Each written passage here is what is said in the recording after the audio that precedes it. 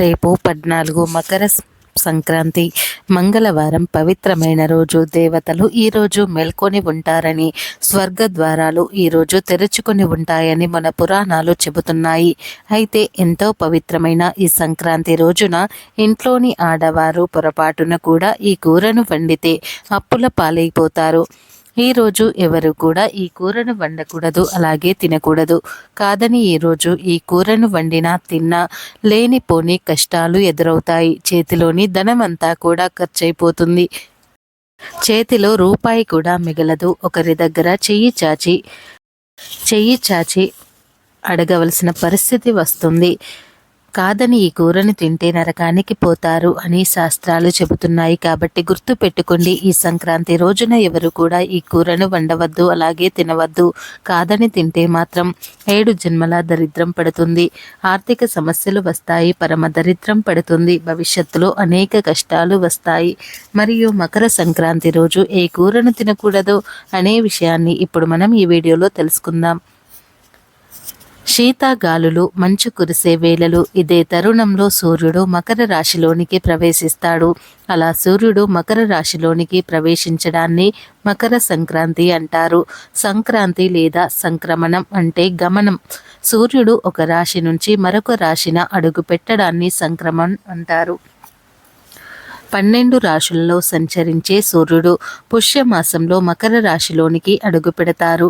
మకర సంక్రాంతితో ఉత్తరాయణ పుణ్యకాలం మొదలవుతుంది.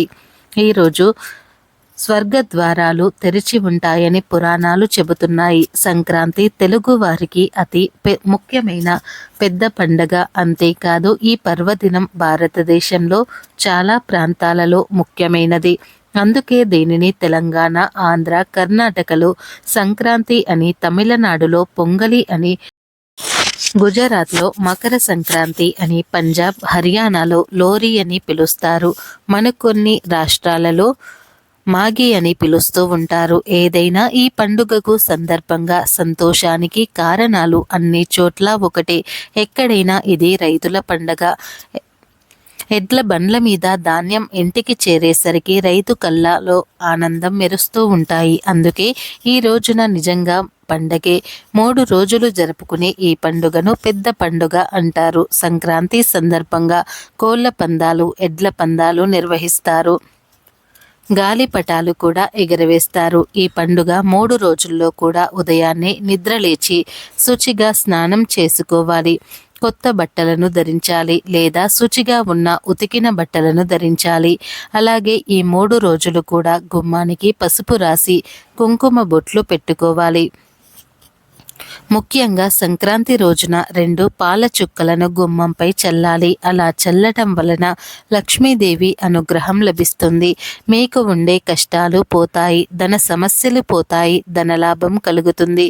కనుక సంక్రాంతి రోజు అందరూ కూడా గుమ్మం మీద 2 చుక్కల పాలను చల్లండి, కష్టాలను తొలగించుకోండి.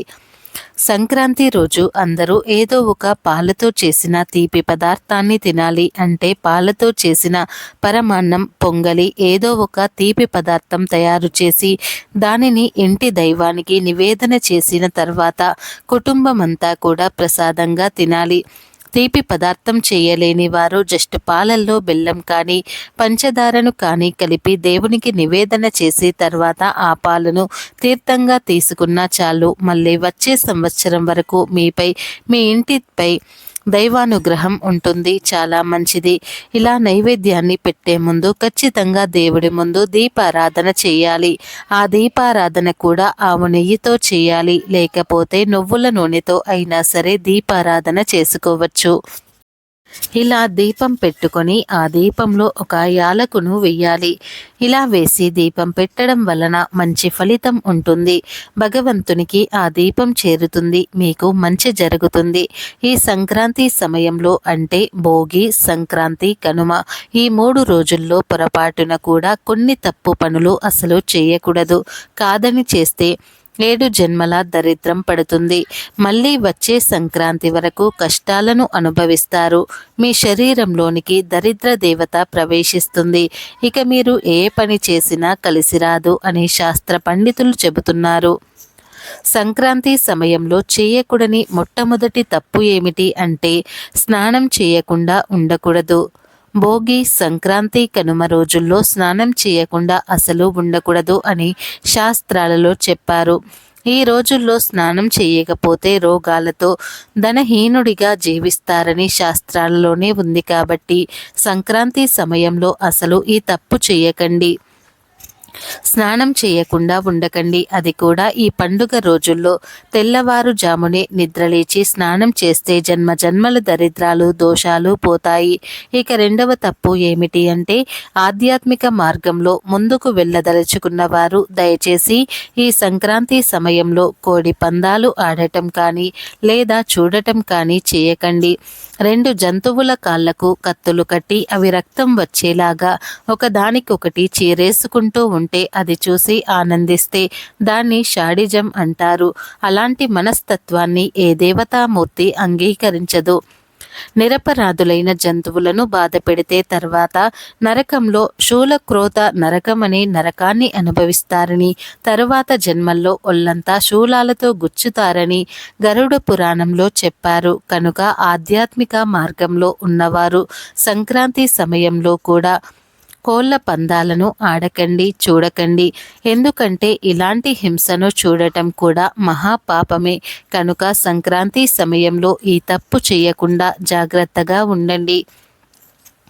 ఇక మూడవ తప్పు ఏమిటి అంటే సంక్రాంతి సమయంలో చాలామంది మగవారు పేకాటలు ఆడుతూ ఉంటారు, మద్యపానం చేస్తూ ఉంటారు. ఇంటికి చుట్టాలు వస్తే వాళ్ళతో కలిసి పేకాటలు ఆడుతూ ఉంటారు, మద్యపానం చేస్తారు. కానీ సంక్రాంతి సమయంలో మద్యపానము, జూదము వంటివి వాటికి దూరంగా ఉండాలని, లేదంటే 7 జన్మల దరిద్రం పడుతుందని పెద్దలు చెబుతున్నారు. కాబట్టి సంక్రాంతి సమయంలో మగవారు ఈ తప్పు చేయవద్దు. కోరి కోరి దరిద్రాన్ని తెచ్చుకోవద్దు. అలాగే సంక్రాంతి సమయంలో స్త్రీ సాంగత్యం చేయకూడదు. అంటే భార్యాభర్తలు శారీరకంగా కలవకూడదు అని శాస్త్ర పండితులు చెబుతున్నారు. అలాగే సంక్రాంతి సమయంలో ఎవరితో గొడవలు కూడా పెట్టుకోకూడదు, వాదనలకు దిగకూడదు. ముఖ్యంగా ఈ పండుగ సమయంలో ఇంట్లోని ఆడపిల్లలు కన్నీళ్లు పెట్టకుండా ఆనందంగా ఉండేలాగా చూసుకోవాలి. అందరూ కలిసిమెలిసి ఆనందంగా ఈ పండుగను చేసుకోవాలి. ఈ పెద్ద పండుగ రోజుల్లో గోర్లు కత్తిరించడం, జుట్టు కత్తిరించడం వంటి పనులకు కూడా చేయకూడదు. ఇది సంక్రాంతి కాబట్టి సంక్రాంతి పండుగ సమయంలో ఈ తప్పులు చేయకుండా జాగ్రత్తగా ఉండండి. ఈ రోజు నుండి స్వర్గ ద్వారాలు తెరిచి ఉంటాయని శాస్త్రాలు చెబుతూ ఉన్నాయి.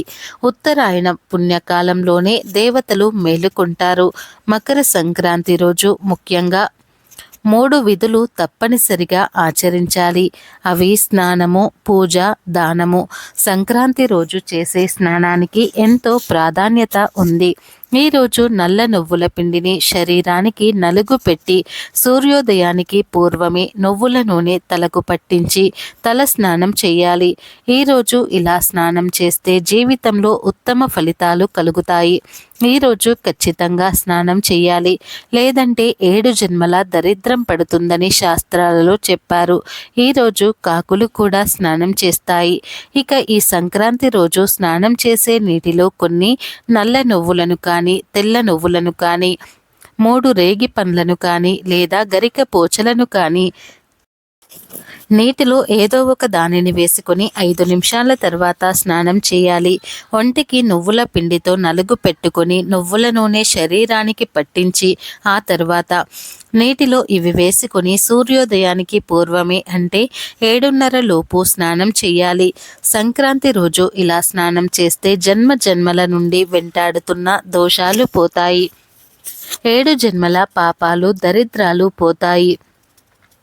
అపార ధనయోగం కలుగుతుంది. కాబట్టి సంక్రాంతి రోజు ప్రతి ఒక్కరు కూడా ఈ విధంగా స్నానం చేసి శుభ ఫలితాలను పొందండి. ఇక ఎంతో పవిత్రమైన ఈ సంక్రాంతి రోజున ఇంట్లోని ఆడవారు పొట్లకాయ మరియు గుమ్మడికాయ ఈ 2 కూరలను తినకూడదు.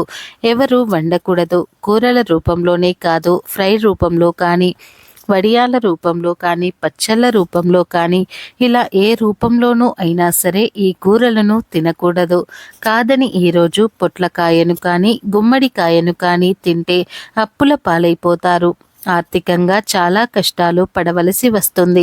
చేతిలో అసలు ధనం నిలవదు. ఆర్థిక సమస్యలు వస్తాయి. ఒకరి దగ్గర చెయ్యి చాచి అడుక్కునే స్టేజికి పోతారు. అప్పుల పాలైపోతారు. కోరి కోరి కష్టాలను తెచ్చుకున్నట్లుగా అవుతుంది. కనుక ఈరోజు ఇంట్లో పొట్లకాయను, గుమ్మడికాయను వండవద్దు. ఎవరు ఈరోజు ఈ కూరలను తినవద్దు. కాదని తింటే మాత్రం కష్టాల పాలవుతారు. ఇంకొక ముఖ్యమైన విషయం ఏమిటి అంటే ఈరోజు నాన్ వెజ్ కూడా తినకూడదు. శాస్త్రం ప్రకారం అయితే ఈరోజు నాన్ వెజ్ తినకూడదు. కానీ చాలామంది ఈరోజు నాన్ వెజ్ తింటారు. నాన్ వెజ్ తినడం వారి ఇంటి ఆచారంగా ఉంటుంది. అలాంటి వారు తిన్నా పర్వాలేదు. కానీ ఈ మకర సంక్రాంతి రోజు నాన్ వెజ్ తినకుండా ఉంటేనే మంచిది. ఎందుకంటే శాస్త్రంలో మకర సంక్రాంతి రోజు మినుములతో చేసిన పదార్థాలను తినమని చెప్పారు. దాంతో అందరూ ఆ రోజు గారెలు తినడం ప్రారంభించారు. దానితో పాటు ఇలా నాన్ వెజ్ను ప్రారంభించారు. అది కూడా ఆచారంగా మారిపోయింది. కానీ సంక్రాంతి రోజు నాన్ వెజ్ తినమని ఏ శాస్త్రంలోనూ కూడా చెప్పలేదు. మీ ఆచారం ప్రకారం తిన్నా తప్పు లేదు. కానీ ఆధ్యాత్మిక సాధన చేసే వారు మాత్రం ఈరోజు నాన్ వెజ్ తినకుండా ఉంటేనే మంచిది. కాబట్టి సంక్రాంతి రోజు నాన్ వెజ్ తినడం తినకపోవటం అనేది మీ ఇష్టం. మకర సంక్రాంతి రోజు తినకూడదు. పొట్లకాయను, గుమ్మడికాయను అలాగే నాన్ వెజ్ ఈ 3 కూరలను తినవద్దు. కాదని ఈ కూరలు తింటే మాత్రం 7 జన్మల దరిద్రం పడుతుంది. కష్టాలు వస్తాయి. ధనమంతా పోతుంది. ఐశ్వర్యం హరించుకుపోతుంది. అప్పుల పాలైపోతారు. భూమి మీదే నరక బాధలు అనుభవిస్తారు. కనుక సంక్రాంతి రోజు అందరూ కూడా ఈ ఆహార నియమాలను తప్పకుండా పాటించండి. మా వీడియో నచ్చితే లైక్ చేయండి, షేర్ చేయండి. అలాగే మా ఛానల్ని సబ్స్క్రైబ్ చేసుకొని మాకు సపోర్ట్ చేయండి.